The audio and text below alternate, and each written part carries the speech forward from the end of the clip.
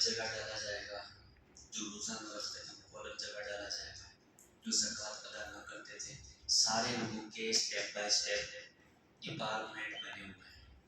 تو اس طریقے سے جو لوگ تکبر کرتے ہیں، جو لوگ ایٹیٹیوڈ دکھاتے ہیں، ان کے لیے بھی ایک الگ سے قید خانہ بنایا ہوا ہے۔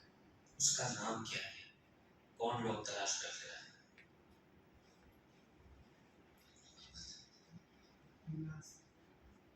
آپ بتائیں۔ ماشاء اللہ، کوشش اچھی تھی، لفظ آگے پیچھے ہو گئے۔ نام متاثر میں ایسا ہے کہ کوشش اچھی ہے، حالانکہ یہ لوگ جیسے جواب تو صحیح ہی تلاش کر کے لائے ہوں گے پر زبان تھوڑی آگے پیچھے ہوگی۔ اس کا جواب ہے بولس۔ بولس نام ہے۔ آپ لوگ، میں نے پہلے ہی کہا ہے کہ آپ لوگ لکھ لیا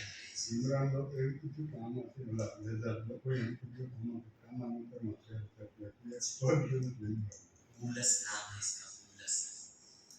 دوسرا کل کا سوال، اللہ تبارک و تعالیٰ کے جتنے بھی فرشتے ہیں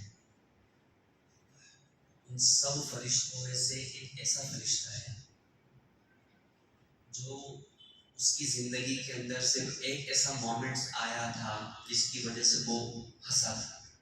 وہ فرشتہ ایک بار ہنسا ہے، اب اس کے بعد نہ کبھی وہ ہنسائے نہ قیامت تک ہنسے۔ اللہ تبارک و تعالیٰ کا جتنے فرشتے ہیں ان میں سے ایک فرشتہ ہے جو زندگی کے اندر ایک لمحہ تھا، وہ ایک لمحے میں وہ ہنسا تھا، مسکرایا تھا۔ اب نہ وہ کبھی ہنسا ہے اور نہ قیامت تک ہنسے گا۔ وہ فرشتے کا نام کیا ہے؟ وہ کل تلاش کرتے ہیں۔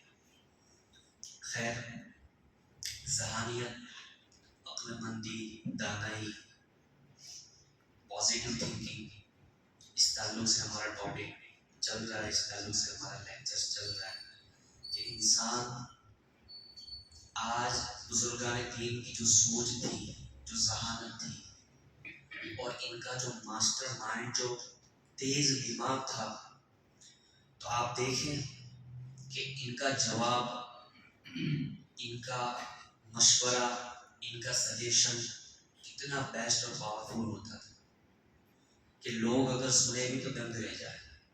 کہا گیا کہ امام اعظم ابو حنیفہ رضی اللہ تعالیٰ عنہ کا زمانہ تھا، تو آپ کے زمانے کے اندر دو میاں بیوی نہر میں نہانے کے لیے گئے۔ نہر ہوتی ہے نا، بہتا پانی، اب وہاں نہانے کے لیے گئے تو جو میاں بیوی تھے، اب اس کی بیوی کو نہانے کا شوق ہوا کہ میں نہاؤں، تو شوہر نے منع کی کہ اگرچہ تمہاری خواہش ہو، اگرچہ تم نہانا چاہو، پر تم نہ جاؤ تو بہتر ہے۔ تو بیوی نے ضد کی، تو شوہر کو غصہ آ گیا، جس طریقے سے ہمارے نوجوانوں کو آتا ہے اور اپنی بیویوں کو کچھ بھی بول دیتے ہیں، اسی طریقے سے اس نے بھی غصے میں بول دیا کہ ٹھیک ہے، اگر تم میری بات نہ مانو گی تو اگر تم اس پانی میں تم جاؤ گی تو تمہیں 3 طلاق۔ کیا کہا؟ اس پانی میں تم جاؤ گی تو تمہیں 3 طلاق۔ اب جس طریقے سے ہماری قوم کے سارے لوگ، ایسے مسائل ہمارے پاس بہت ساری جگہوں پر پیش آتے ہیں، ہر جگہ پر امامت ہوتی ہے، وہاں پیش آتے ہیں کہ بابو میں نے اپنی بیوی کو ایسا بول دیا، غصے میں تھا، تو کیا کریں؟ آپ غصے میں ہو کہ کوئی بھی سچویشن ہو، طلاق تو طلاق ہی۔ اس سے پہلے بھی ایک جگہ پر جہاں امامت کرتا تھا، وہاں ایک شخص نے مجھے کہا کہ باپو میں نے اپنی بیوی کو 15 مرتبہ طلاق کہہ دیا۔ تو لوگ علم دین نہ سیکھنے کی وجہ سے شریعت کا ایسا مذاق اڑاتے ہیں۔ تو کہا کہ اس نے کہا کہ تم اگر اس پانی میں نہانے جاؤ گے تو تمہیں 3 طلاق۔ اب اس نے غصے کی حالت میں کہہ تو دیا، اس کے بعد اسے ریئلائز ہوا کہ یہ میں نے کیا کہہ دیا۔ تو کہا کہ ایک کام کرتے ہیں، اب مفتیان کرام کی بارگاہ میں یہ جو مسئلہ ہے وہ پیش کرتے ہیں۔ تو سارے لوگوں نے کہا کہ طلاق واقع ہو جائے گی، کیونکہ تمہارے نہ کہنے پر بھی بیوی ہے۔ اب سارے لوگوں کے جب مسائل پوچھے گئے، سارے مفتیان کرام، علماء دین، سارے لوگوں نے ایک ہی جواب دیا کہ طلاق ہو جائے گا۔ اب گھما پھرا کے مسئلہ گیا امام اعظم ابو حنیفہ کی بارگاہ میں. تو انہوں نے کہا کہ ٹھیک ہے مجھے وہ جگہ پر لے جاؤ. اب یہ واقعہ تو ہر کوئی سنتا ہے، میں صرف آپ لوگوں کو ایک ہی چیز کے قریب کرنا چاہتا ہوں کہ واقعات سننے کے ساتھ ساتھ آپ ان کا پہلو، ان کی تھنکنگ، ان کی سوچ اور کس طریقے سے ان کا جو کام ہوتا تھا آپ اس پر فوکس کریں، واقعات پر نہیں. حالانکہ ہماری قوم کا ایک رولس ہے، محرم الحرام کے جو پروگرامات میں بیٹھے گی تو بس واقعات کربلا ہی سنے گی. 11ویں شریف کے پروگرام میں بیٹھے گی تو حضور سیدنا غوث اعظم دستگیر رضی اللہ تعالیٰ عنہ کے تعلق سے جو باتیں ہیں، جو کرامات ہیں وہ سنیں گی. پر ان واقعات کے اندر قرآن کے اندر ہے لَقَدْ كَانَ فِي قَصَصِهِمْ عِبْرَةٌ لِأُولِي الْأَلْبَابِ. رب فرماتا ہے، جس کا یہ آیت کا ترجمہ ہے کہ ہم نے ان کے قصوں میں عبرت رکھی ہے پر سمجھنے والوں کے لیے. تو یہ جو واقعات میں آپ لوگوں کو سمجھنا ہے کہ یار یہ لوگوں کا طریقہ کیسا ہوتا ہے. تو اب کل بھی میں نے بتایا تھا کہ امام اعظم ابو حنیفہ رضی اللہ تعالیٰ عنہ کی بارگاہ میں یہ جو مسئلہ پیش کیا گیا تو کل بھی انہوں نے یہی کہا تھا کہ مجھے اس جگہ پر لے جاؤ. تو یہاں سے ہمیں سیکھنے کیا ملتا ہے کہ اگر ہماری زندگی میں کوئی مسئلہ پیش آ جائے تو ہمیں ڈائریکٹ ڈیسیژن نہیں لینا. ہمیں کہنا ہے کہ ٹھیک ہے وہ فلاں شخص میرے بارے میں بری باتیں کرتا تھا، چلو مجھے وہاں لے چلو، میں اس کے منہ سے جب تک نہ سن لوں تب تک میں تمہاری بات پر بلیو نہیں کروں. تو امام اعظم ابو حنیفہ رضی اللہ تعالیٰ عنہ نے فرمایا کہ ٹھیک ہے وہ جگہ پر مجھے لے چلو. اب لے گئے تو 5 منٹ وہ کھڑے رہے، پھر کھڑے رہنے کے بعد انہوں نے کہا کہ طلاق نہیں ہوئی.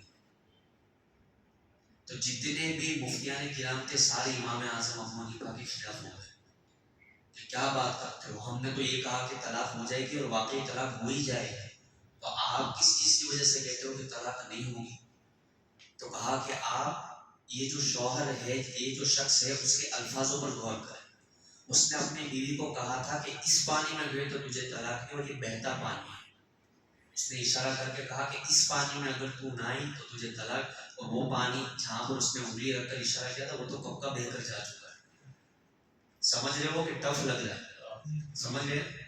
کہا کہ اس نے انگلی رکھ کے کہا تھا کہ اس پانی میں تم گئے تو تمہیں طلاق. تو وہ جہاں پر اشارہ کیا تھا وہ تو بہتا پانی تھا، جس پانی پر اشارہ رکھ کر کہا تھا وہ تو بہہ کر بہت آگے جا چکا. اب یہ جو پانی میں گئے وہ دوسرا پانی تھا. تو کہا طلاق نہیں. ان کی ذہانت تو دیکھیں یار، ان کا ماسٹر مائنڈ دماغ دیکھیں، ان کا ذہن دیکھیں. عام انسان ایسے فیصلے ہی نہیں کر سکتا. اتنے بہترین فیصلے جو ہوا کرتے تھے. حضرت لقمان حکیم اپنے بیٹے کو نصیحت کر کے فرماتے کہ بیٹا، جس کا خلاصہ ہے کہ اگر تم چاہتے ہو کہ تمہاری گفتگو اور تمہاری عقل دانائی والی ہو جائے جیسے بزرگان دین کی ہوا کرتی تھی، تو تمہاری ان کے ساتھ بیٹھنا شروع کرو. لقمان حکیم اپنے بیٹے کو کیا نصیحت کرتے کہ تم چاہتے ہو کہ تمہاری گفتگو چھوٹی اور بہترین ہو جائے. آپ زیادہ تر دیکھیں گے عالموں کا بولنا مختصر ہوگا لیکن مفید ہوگا، فائدے مند، بینیفٹس والا ہوگا. اور جس کے پاس علم نہیں ہوگا بول ہی کرے گا اور بولنے کی وجہ سے گناہوں میں داخل ہوتا رہے گا. کبھی اس کی برائی ہو جائے گی، کبھی اس کی برائی ہو جائے گی. اور جو عقل مند دانا ہوگا وہ ہمیشہ خاموش اختیار کرے گا کہ مجھے کہاں بولنا ہے، کہاں نہیں بولنا، اور بولنا ہے تو کتنا بولنا ہے. آپ طریقہ تو دیکھیں کہ کس طریقے سے طریقہ ہوا کرتا تھا. کہا کہ ایک بزرگان دین کی بارگاہ میں ایک شخص آیا اور آ کر کہنے لگا، ان کا لوگوں کو سمجھانے کا طریقہ بھی کتنا خوبصورت ہوتا. تو بزرگان دین اللہ کے ولی تھے. اب ایک شخص آیا آ کر کہنے لگا کہ حضور مجھے کوئی نصیحت فرما دیں کہ میری زندگی سنور جائے. تو بزرگان دین نے فرمایا کہ تم نے کبھی برتن دھوئے؟ تو کہا کہ حضور میں نے تو آپ کو نصیحت کے لیے کہا اور آپ برتن کی بات کر رہے ہو. ان کے گفتگو دیکھیں، ان کا جو سمجھانے کا طریقہ تھا وہ دیکھیں. کہا کہ میں آپ کو کہہ رہا ہوں کہ آپ مجھے کوئی اچھی ایڈوائس دیں، مجھے کوئی سجیشن دیں، مجھے کوئی نصیحت کریں، تو آپ برتن دھونے کی بات کر رہے ہیں. تو کہا کہ مجھے بتاؤ، میں جو سوال کر رہا ہوں وہ مجھے بتاؤ، کیا تم نے کبھی برتن دھوئے؟ کہا ہاں. تو کہا کہ کیسے دھوئے اور کس طریقے سے دھوئے جاتے ہیں؟ تو کہا حضور باہر سے کم اندر سے زیادہ دھوئے جاتے ہیں. کہا کہ اسی چیز کو اپنی زندگی پر لاگو کرو، اپنے آپ کو باہر سے کم اور اندر سے زیادہ دھونے کی کوشش کرو، تب جا کر اچھے نیک انسان بن جاؤ. کتنا بہترین طریقہ ہوتا تھا یار. اور آج ہماری قوم کے اندر دیکھیں نا کہ اگر دو مسلمان دو مومن بھائی آپس میں ملتے ہیں تو گاؤں کی برائی کے سوائے دوسری کوئی بات ان کے پاس موجود ہے۔ آج ان کو چاہیے کہ عالم دین کے پاس بیٹھ کر سیکھیں کہ اپنی زبان کو کہاں استعمال کرنا ہے، کیسے انداز میں گفتگو کرنی ہے، کہاں کون سی جگہ کون سے مومنٹس پر بات کرنی ہے، یہ ایک عالم دین سے ہمیں سیکھنا چاہیے۔ آج بہت افسوس کی بات ہے ہماری قوم میں اگر مسجد کے اندر اچھے امام بھی آ جائے نا تو بھی تبدیلی نہیں آتی۔ اس کی وجہ کیا ہے کہ ہماری قوم واقعات سننے کے بعد اپنی زندگی پر عمل کرنا شروع نہیں کرتی، سنتی ہے، مزے لیتی ہے، اس کے بعد پھر چلی جاتی ہے۔ آج اگر میں کہوں نا تو یہاں جتنی بھی تعداد ہے، جتنے سارے لوگ یہاں جمع ہوئے ہیں، اگر یہ واقعات کے اندر عمل کرنا شروع کر دیں نا تو اتنی تعداد فجر میں ہوتی ہے۔ اور آج کیسا ہے، یہ حقیقت بات کہتا ہوں، بھلے آپ لوگوں کو برا لگا، یہ حقیقت بات ہے کہ آپ لوگوں کی دلچسپی واقعات کے اندر اتنی ہے کہ اتنی پبلک میں ظہر میں بھی نہیں دیکھتا، اتنی میں مغرب میں بھی نہیں دیکھتا، اتنی عشاء میں ہی کیوں دیکھتا۔ آپ لوگوں کو کوشش کرنی چاہیے کہ صرف واقعات کے لیے نہیں، ہمیں تو اللہ اور اس کے رسول کو راضی کرنے کے لیے مسجد میں جانا ہے، تو یہ کوشش کریں گے تب جا کر ہوگا۔ اور اگر کوشش نہیں کریں گے تو کوئی بھی آ جائے، کوئی بھی ہماری اصلاح کر لے، کتنی سارے واقعات ہیں قرآن و حدیث، جو بھی باتیں آپ لوگوں کو سنا لیں، اگر آپ اپنے اوپر عمل کرنے کی کوشش نہیں کرو گے پھر آپ کا کچھ نہیں ہو سکتا۔ بزرگان دین کی زندگی کو آپ پڑھیں تو آپ کو پتہ چلے کہ یار ان کا بولنا، ان کا چلنا، بزرگان دین کے طریقے کتنے خوبصورت ہوتے تھے کہ کتوں سے بھی سیکھا کرتے تھے۔ اور آج اعلان کر کر کے تھک جاتے ہیں، ہے کوئی نوجوان پڑھنے والا، ہے کوئی نوجوان پڑھنے والا، آؤ ہے کوئی نوجوان پڑھنے والا، کوئی عمر لائق وہ پڑھنے والا۔ ان کے پاس ایک ہی بہانہ ہوتا ہے، ہم رات کو کھائے نہیں آتے، ہم کو گھر پر کھانا ہوتا ہے تو مجھے کام نہیں ہوتا، مجھے بھی کتابیں پڑھنی ہوتی ہیں، مجھے بھی اپنے گھر والوں کو ٹائم دینا ہوتا ہے۔ اس کے باوجود بھی ایسا تو ہے نہیں کہ میرا جو وقت ہے وہ بالکل مفت میں ہے کہ میں آپ لوگوں کے لیے اعلان کرتا رہوں گا کہ ظہر میں آؤ۔ یہ ایک محبت ہے، تو جس طریقے سے آپ لوگوں کا وقت قیمتی ہے اس طریقے سے میرا بھی تو وقت قیمتی ہے۔ پر کہنے کا مطلب کیا ہے کہ آج علماء دین سے بھی ہم نہیں سیکھتے، بزرگان دین تو جانوروں سے بھی سیکھ لیتے ہیں۔ کتنی خوبصورت بات ہے، یہ بات مجھے بہت پسند آئی اور آپ لوگوں کو لکھ لیا ہے۔ میں ہمیشہ اپنے جتنے رات کو جو اسٹوڈنٹ آتے ہیں عشاء بعد ان کو کہتا ہوں آپ لوگ ایک ٹکڑا بنا دیں اور جو بیانات کے اندر درس کے اندر جو بات پسند ہے وہ لکھ لیں، تاکہ ایک لکھی ہوئی آپ کی لکھی ہوئی ایک کتاب ہو جائے گی، آپ کو بھی کام آئے گی، ساتھ ساتھ آپ کی بیٹی کو بھی کام آئے گی، آپ کے بچوں کو، ان کے بچوں کو۔ تو کہا کہ بزرگان دین نے کہا کہ میں نے اپنی زندگی میں کتے سے دو باتیں سیکھی، کتے سے۔ تو کہا کہ حضور آپ نے کیا بات سیکھی؟ تو کہا کہ میں نے ایک مرتبہ کتے سے پوچھا، کہا کہ یار تمہاری دو باتیں مجھے آج تک سمجھ نہ آئی۔ تو کہا حضور کون سی بات؟ تو کہا کہ یار جب بھی تم بازار میں بیٹھے ہوتے ہو تو فقیروں پر تم بہت بولتے ہو، فقیروں پر جو بھی مانگنے آتے ہیں ان کے پیچھے پڑ جاتے ہو، اور تم جب بھی کوئی بھی جگہ دیوار پر، رکشہ پر، بائک پر ایک ٹانگ اٹھا کر گھومنا شروع کر دیتے ہو، تمہیں نیچے کبھی گھٹنے نہیں دیکھا، اس کی کیا وجہ؟ تو کہا کہ کتے نے کتنا خوبصورت جواب دیا، کتے نے کہا کہ میں فقیروں پر اس لیے بھونکتا ہوں کہ خدا کی ذات کو چھوڑ کر تو مخلوقوں سے کیوں مانگتا ہے؟ کتا یوں اس لیے بھونکتا ہے کہ تو مخلوقوں کے پاس پیسے مانگتا ہے، حالانکہ تجھے تو مسجد میں نماز پڑھ کر رب کی ذات کے پاس سے مانگنا چاہیے۔ اور کہا کہ میں دیواروں پر، رکشاؤں پر اس لیے مڑتا ہوں کیونکہ زمین پر ایک چیٹا نہ پڑ جائے جس کی وجہ سے جو ایک نمازی سجدہ کرے اور وہ جگہ پر میرا پیشاب نہ پڑ جائے، اس لیے میں دیوار پر پیشاب کرتا ہوں۔ تو کہا کہ یہ جو کتے کی دو باتیں ہیں وہ باتیں سن کر میں نے اپنے آپ کی اصلاح کی۔ بزرگان دین ایسا انداز ہوتا تھا، اور آج ہمارا انداز، آج عالموں کی بات بھی ہم نہیں سنتے، کتے کی تو دور کی بات ہے۔ تو ہمیں کوشش کرنی چاہیے بزرگان دین کے جو واقعات ہیں نا یہ ہماری زندگی تبدیل کرنے کے لیے، مزے لینے کے لیے نہیں۔ آج ہماری قوم کی یہ حالت ہے۔ خیر ہمیں کوشش کرنی ہے جتنا ہو سکے بزرگان دین کی، خیر باتیں تو اتنی ساری ہیں نہ کبھی ختم ہوگی، قیامت تک پورا سلسلہ شروع رہے گا۔ بس یہ آخری بات، اپنے آپ کو، اپنے بیہیویئر کو، اپنے نیچر کو چینج کرنے کی کوشش کرو۔ کہا حضرت مولانا رومی فرماتے ہیں کہ ایک جنگل کے اندر ایک چڑیا اور ایک چیڑا تھا، मियाँ बीवी, चिड़िया और चिड़ा। तो कहा दोनों एक टहनी पर बैठे हुए थे और अचानक दोनों आपस में प्यार मोहब्बत की बातें कर रहे थे कि एक बादशाह के लिबास पहनकर एक शख्स आया, सूफिया वाला लिबास, नमाजियों वाला लिबास। तो कहा कि जब वो पहन के आया तो चिड़े ने चिड़िया से कहा कि कितना नेक है। तो चिड़िया ने चिड़िया से कहा कि क्या पता, हो सकता है कि कोई चोर भी हो, कोई शिकारी भी हो, हम ऐसे भरोसा नहीं कर सकते। कहा कि नहीं नहीं यार, अल्लाह का वली लग रहा है, इसका लिबास तो देखो। अब ये दोनों आपस में बात ही कर रहे थे कि उसने पीछे से तीर निकाल के चिड़िया को मारा और वहीं पर मार दिया। तो चिड़िया रोने लगी। ये मौलाना रूमी हमें समझाने के लिए बता रहे, इनकी किताब आप छान लें। आप अगर ये स्टोरी अपने बच्चों को करोगे, हज़रत मौलाना रूमी की बातें पढ़ पढ़ के, आपके बच्चे कहाँ से कहाँ पहुंच जाएंगे, वार्ता कहने की जरूरत भी नहीं पड़ेगी। तो कहा कि चिड़िया रोने लगी, शौक मनाने लगी। अब उस वक्त जंगल का राजा था, शेर जज था जंगल का। कहा कि उसकी बारगाह के अंदर रिपोर्ट करवाई गई कि भाई मेरे शौहर को मार दिया। तो कहा ठीक है, उसको कैद कर लो। और उसको कैद कर लिया। कहा कि तुम जिस तरीके से तुम्हारे शौहर को मारा है, तुम कहो कि वैसी सजा से दी जाएगी। तुम कहो, तुम्हारी क्या रिक्वायरमेंट है, तुम जैसा कहोगी, जैसी बोली तुम बोलोगे, उस तरीके से हम इसको सजा देंगे। तो मौलाना रूमी फरमाते हैं कि चिड़िया ने कितना खूबसूरत जवाब दिया। चिड़िया ने कहा कि मुझे ये जो चोर है, जो शिकारी, उसको सजा नहीं दिलवानी, बस इसे इतना कह दो कि अगर शिकारी है ना तो सूफियों वाला लिबास पहने, शिकारी है तो शिकारी ही बन के आए। तो आज हमारी कौम ऐसी है, सामने कुछ और है, पीछे कुछ और। इमामों के सामने इनका तरीका कुछ और होता है और पीछे तो बड़े गुंडे होते हैं। तरीका बदले। अपने मुसलमानों को एक बात याद रखना, मोमिन को धोखा देना नाजायज है। तुम कोई चीज के लिए धोखा भी नहीं दे सकते।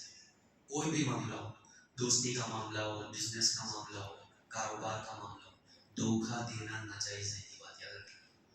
तो आज हमारे सारे लोगों का यही तरीका है, सामने से अच्छे बनेंगे, फिर पीछे से फिर उसी की जिंदगी में खोदना शुरू कर देंगे। तो आज ये सारे वाकयात से हमें कुछ सीखना चाहिए कि आज ये जो मौलाना रूमी ने जो कितनी बेहतरीन चिड़िया के ताल्लुक से एग्जाम्पल दे के हमें समझाया, चिड़िया ने कितनी खूबसूरत बात की कि जब ये शिकारी है, इसका खानदान शिकारियों वाला ही है, तो इसे कहो कि सूफी वाला लिबास पहनना चाहिए। आज हमारे यहाँ मस्जिद के अंदर आते हैं, जुमा के अंदर तो ऐसे बन के आएंगे जैसे ऐसे लगेंगे माशाअल्लाह मस्त जब्बा होगा, सुरमा लगाया होगा, टोपी पहनी होगी। फिर जैसे ही जुमा की असर देखने जाएंगे ना, तो वो शख्स कहीं पर नजर नहीं आता। जुमा का लिबास अलग और बाकी के त्यौहार, बाकी के जितने भी दिन है उसका लिबास अलग। ऐसा क्यों? आप अपने बिहेवियर को वही रखें जो आपका बैक है, आपका पिछली जिंदगी है, आपकी जिस तरीके से जो लाइफस्टाइल है वो ऐसा ही रखें जिसकी आपकी रियलिटी है। अब रियलिटी कुछ और है और आपका जो बैक लाइफस्टाइल है वो कुछ और है। ऐसा ना करें, कोशिश करें वाकया से अपनी जिंदगी को तब्दील करें और खास करके फजर के अंदर हाजिरी देने की कोशिश करें। इसके बारे में मोबाइल पे कमेंट करना चाहिए, ये मजाकिया। अच्छा, तो तस्लीम भाई ने ये सवाल मुझे कहा है कि बाज़ लोगों का ऐसा होता है, सोशल मीडिया जहाँ पर ज़्यादा इस्तेमाल होता है तो कुछ लोग वीडियोस देखकर मजाकिया तौर पर इसकी कमेंट्स करते हैं। ऐसा करना बिल्कुल दुरुस्त नहीं है। आप बैड कमेंट करोगे तो ये कमेंट करना अल्लाह तबारक व तआला का जो अल्लाह तबारक व तआला जो भी कोई वबा भेजता है ना बंदों को डराने के लिए, कभी भी वक्त है, तो ये आप अगर इस चीज का मजाक करोगे तो वो अल्लाह की कुदरत का मजाक। तो अगर ये समझे कि कोई बंदा, अगर मैं आपको एक छोटा सा मसला बताता हूँ कि मुझे पता है कि काबा शरीफ इस तरफ है और मैंने मुंह में पानी लिया, और मुझे पता है कि काबा शरीफ इस तरफ है, जानबूझकर मैं वहां कुल्ली करूंगा तो मैं काफी हो जाऊंगा। तो मुझे जानबूझकर, अगर मुझे पता है कि मजाक करना अल्लाह की कुदरत का मजाक है, तो अगर जानबूझकर, मसला ध्यान रख लेना, फिर कोई मेरे को जानबूझकर कि ये अल्लाह की कुदरत है फिर भी मजाक करना, तो ये कुफर की हद तक बंदा पहुंच सकता है। तो आप लोग सोच लें, हमें तो करना ये चाहिए कि अपने गुनाहों पर नदामत करके, नदामत के आंसू बहाने चाहिए तो मौला माफ कर दे। मजाक करने का थोड़ा तरीका है, इसलिए कोशिश करें जितना हो पाए अपने लिए दुआ करें, दूसरे मोमिन भाइयों के लिए दुआ करें कि अल्लाह हमें भी महफूज रखे, दूसरे मोमिन تبارک و تعالیٰ کی بارگاہ میں دعا ہے رب الجلال کی تین باتوں سے اہل سنت بالکل خطاؤں کے آرام علیہ السلام وسیلے پاک سے معاف فرمائیں، ہمیں نمازوں کی پابندی نصیب عطا فرمائیں، اور ایک خاص جو اللہ تبارک و تعالیٰ کی طرف سے طوفان ہے ہمارا، اللہ تبارک و تعالیٰ ہماری حفاظت فرمائے۔ استغفر اللہ من كل ذنب واتوب الیہ، بلغ العلا بکمالہ کشف الحجاب بجمالہ حسن الجمیل بصفاته صلوا علیہ وآلہ وسلم تسلیما۔ اللهم صل على سيدنا محمد وعلى آله وصحبه وسلم۔